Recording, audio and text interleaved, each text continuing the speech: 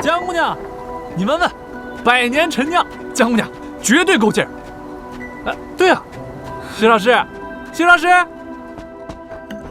一会儿江姑娘生辰宴，你要不要去啊？不必了，我还有公务在身。哎，公务嘛，什么时候都可以忙。江姑娘的生辰，一年可只有一次哦。先生身子不好，冒雪出门必会染了风寒，还是好生歇着吧。啊，别呀！正是如此，你们自己玩乐便是。江姑娘，哎，张大人，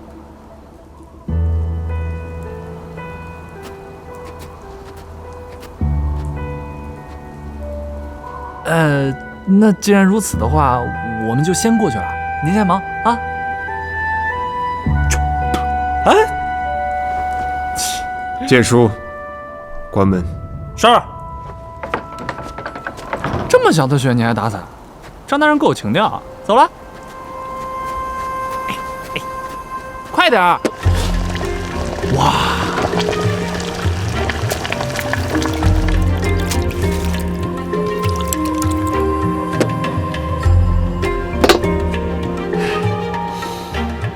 怎么样？我这个主意不错吧？冬日围炉多暖和，这吃的才过瘾呢，是吧？正所谓人生处处有相逢。来，今天江姑娘才是主角。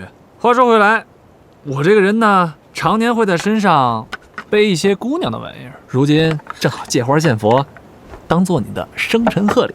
喏，张大人，你的礼物不会是那把破伞吧？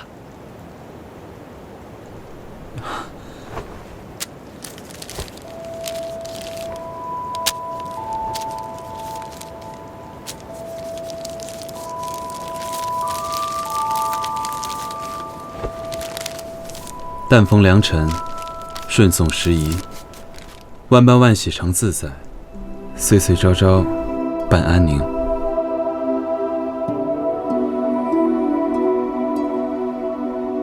我知道的晚，没来得及准备，只好为姑娘画一幅小像，题几句贺词，献丑了。不会，我很喜欢。君子习六艺，张大人果然才华过人，是当之无愧的君子。江姑娘过誉了。张某只是觉得，这一路行来虽然惊险，但远离了京城的纷繁，规矩的管束，也是一段难得的回忆。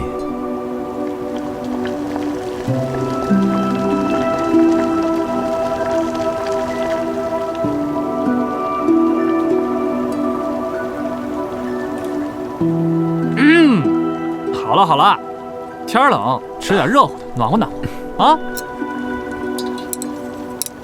来，尝尝这个。多谢。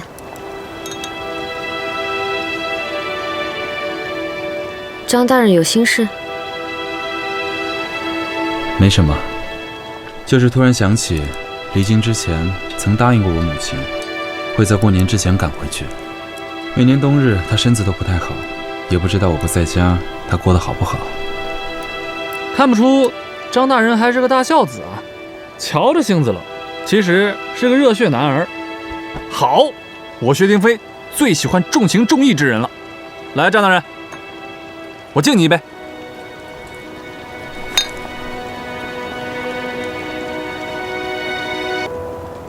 我从前那可是定国公府的世子，结果呢，过了一圈颠沛流离的日子，刀尖舔血，朝不保夕。可是如今呢，不也峰回路转了吗？这不马上就要重享荣华富贵啦？哼！所以啊，二位请坐。哎呀，美酒佳肴，今朝有酒今朝醉，管他什么命运，什么明天，喝！定飞公子说的不错，虽则人力终有穷尽时，但只要全力以赴，未必没有改变的机会。来，干！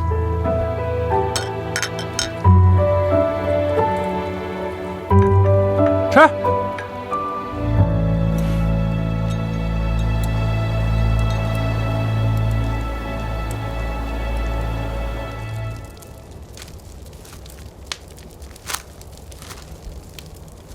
烟六修路修的怎么样了？不是说还要几天吗？哎，下午才跟先生说过的呀。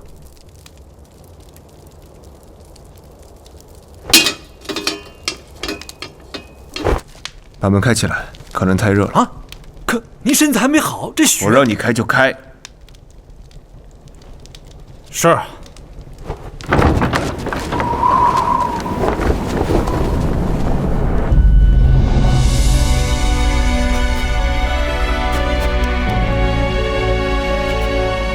关门。